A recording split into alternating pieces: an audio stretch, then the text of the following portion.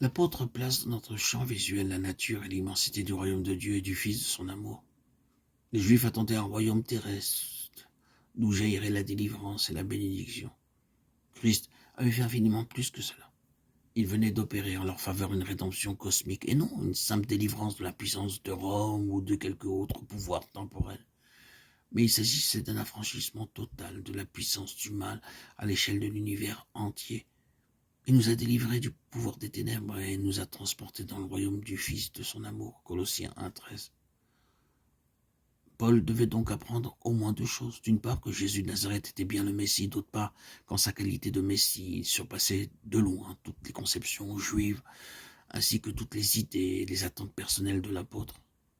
Paul n'a pas seulement appris à voir en Jésus le Messie, mais aussi à placer ce Messie merveilleux 1000 fois au-dessus des conceptions, des attentes et des idées les plus poussées qu'il avait pu formuler. C'est par la grâce de Dieu que Paul a été introduit dans ce type de révélation.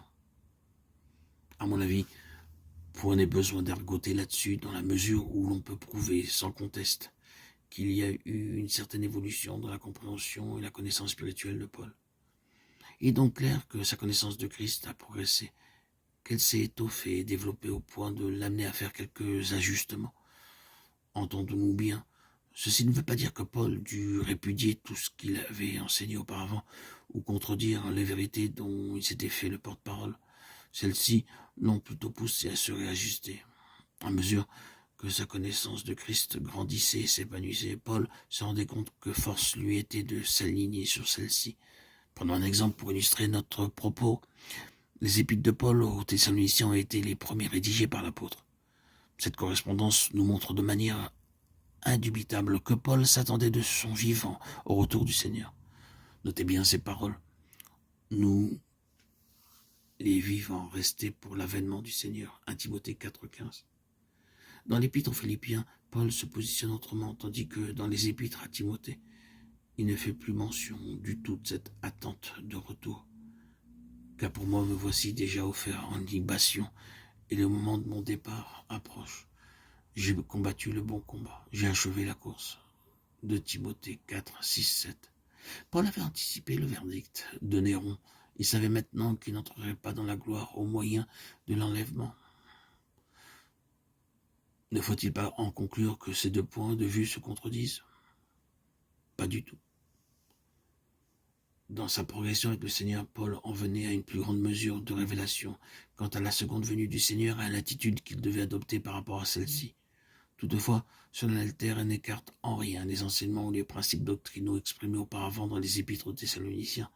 Leur contenu était pleinement inspiré par l'Esprit Saint, mais demandait encore à mûrir dans le cœur même de l'apôtre. Et en se saisissant beaucoup mieux la portée des choses qui lui avaient été révélées dans les premiers temps de sa vie, Paul se voyait alors contraint, d'un point de vue pratique, à un effort d'adaptation. La nouveauté de ces révélations, ainsi que les progrès de compréhension accomplis par l'apôtre, n'ont jamais incité à adopter une position de rejet par rapport à tout ce qui lui avait été donné précédemment par révélation. Il faut simplement reconnaître que ces divergences n'ont rien de contradictoire, mais qu'elles sont le fruit d'une révélation progressive, en crescendo, d'une perception plus vaste, d'une conception rendue plus nette par une marche ascendante avec le Seigneur.